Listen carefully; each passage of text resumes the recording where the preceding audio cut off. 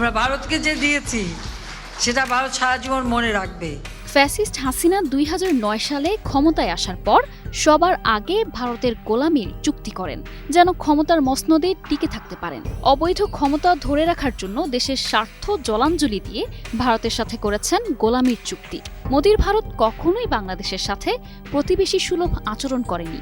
দেশের রাজনীতি, অর্থনীতি, বিচার বিভাগ থেকে শুরু করে ব্যবসা বাণিজ্য, শিক্ষা, সংস্কৃতি সর্বক্ষেত্রে ভারতের দাদাগিরি ছিল বিগত ১৬টি বছর। হাসিনার আমলে মোদির ভারত বরাবরই বাংলাদেশকে বিভিন্নভাবে নিয়ন্ত্রণ এবং নানা উন্নয়ন প্রকল্প সহযোগিতার নামে শোষণ করে গেছে। বাংলাদেশের সাথে ভারতের এ ধরনের ছলছাতুরি নতুন কিছু নয়। এরপর ২৪-এর গণ অভ্যুত্থানে ঢাকার রাজপথে নেমে আসে ছাত্র জনতা। স্লোগানে স্লোগানে জানিয়ে দেয় আর নয় স্বৈরাচার। কঠিন সময়ে জনতার দাবির মুখে ক্ষমতায় আসেন ডক্টর মোহাম্মদ ইউনূসের নেতৃত্বে একটি নতুন সরকার। কাঁধের দায়িত্ব নিয়েই তিনি খুঁজে বের করেন বাংলাদেশের পুরনো সেই স্বপ্নগুলো, যেগুলো ভারতের নোংরা ষড়যন্ত্রে চাপা পড়েছিল এতদিন। আর সেই দৃশ্য দেখে এখন নীরবে কাঁদছে মোদি। দিল্লির কপালে দেখা দিয়েছে অদৃশ্য চিন্তার ভাঁজ, কারণ দিল্লির চোখ রাঙানিতেই চলত বাংলাদেশের রাজনীতি। এবার ডক্টর ইউনূসের নেতৃত্বে বাংলাদেশের ইতিহাসে নতুন এক অধ্যায় রচিত হতে যাচ্ছে। মাত্র ৫৫ মিনিটে ঢাকা থেকে চট্টগ্রাম পৌঁছানোর স্বপ্ন এখন বাস্তব হতে চলেছে। বাংলাদেশ এবার ছুটবে ৩০০ কিলোমিটার গতিতে। বুলেট ট্রেনের স্বপ্ন বাংলাদেশ দেখেছিল আরও বেশ কিছু বছর আগে, কিন্তু সেই স্বপ্ন আর পূরণ হতে দিল না হাসিনা ও মোদির ভারত। বাংলাদেশে দ্রুতগতির বুলেট ট্রেন চলবে, এতে সহায়তা করবে চীন।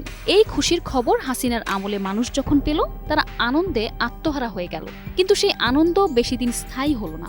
এর কারণও যথারীতি সেই ভারত এবং সেই নরেন্দ্র মোদি। মোদি চাইলেন না বাংলাদেশে বুলেট ট্রেন হোক। মোদি যেহেতু চান না, তাই হাসিনাও প্রকল্প থেকে সরে আসেন এবং চীনকে না করে দেন। বলছি ২০১৭ সালের কথা। চীনের সহায়তায় ঢাকা চট্টগ্রাম বুলেট ট্রেন প্রকল্পের সম্ভাব্যতা যাচাই শেষ হয়েছিল। নকশা ও নথিপত্র সবই প্রস্তুত, কেবল প্রয়োজন ছিল প্রধানমন্ত্রীর একটি সই।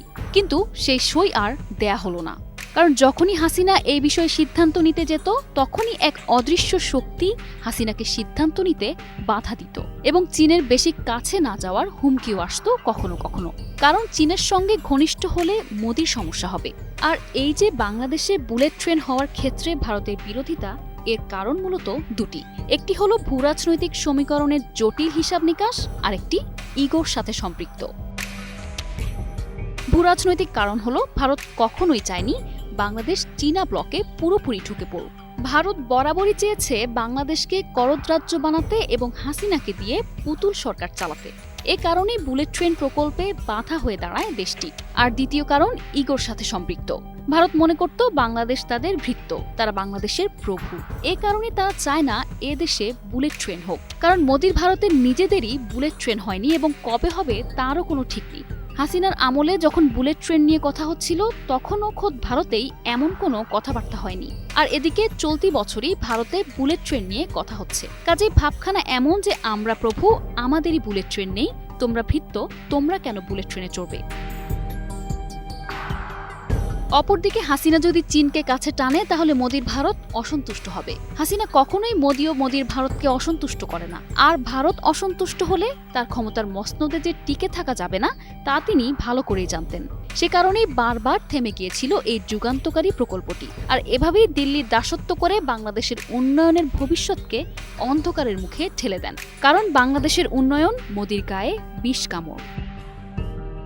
আবার ফিরল চীনের কর্মকর্তারা, শুরু হলো কাজ। ডক্টর ইউনূসের সরকার প্রকল্পটি বাস্তবায়নে দ্রুত সিদ্ধান্ত নেয়। আর দেরি না করে শুরু হয় ঢাকা থেকে চট্টগ্রাম পর্যন্ত বুলেট ট্রেন রুটের নির্মাণ কাজ, যেখানে প্রথম ধাপে এই রুটে ৬টি প্রধান স্টেশন নির্ধারণ করা হয়েছে: ঢাকা, নারায়ণগঞ্জ, কুমিল্লা, ফেনী, পাহাড়তলী ও চট্টগ্রাম। প্রতিটি ট্রেন ঘন্টায় ৩০০ কিলোমিটার বেগে চলবে এবং প্রতিদিন গড়ে ৫০০ যাত্রী পরিবহন করতে পারবে। সেই সাথে বুলেট ট্রেন প্রকল্প ঘিরে স্টেশন ভিত্তিক অঞ্চলগুলোতে গড়ে উঠবে নতুন শিল্প এলাকা। এতে করে ব্যাপক কর্মসংস্থানের সুযোগ তৈরি হবে। রেল লাইন নির্মাণ, station support, technical team, security এবং কাস্টমার সার্ভিস সব জায়গায় কর্মী নিয়োগ দেওয়া হবে। আর এদিকে ঢাকার ব্যবসায়ীরা সকালবেলা চট্টগ্রাম গিয়ে সন্ধ্যায় ফিরে আসতে পারবেন, যা কেউ হয়তো স্বপ্নেও ভাবেনি।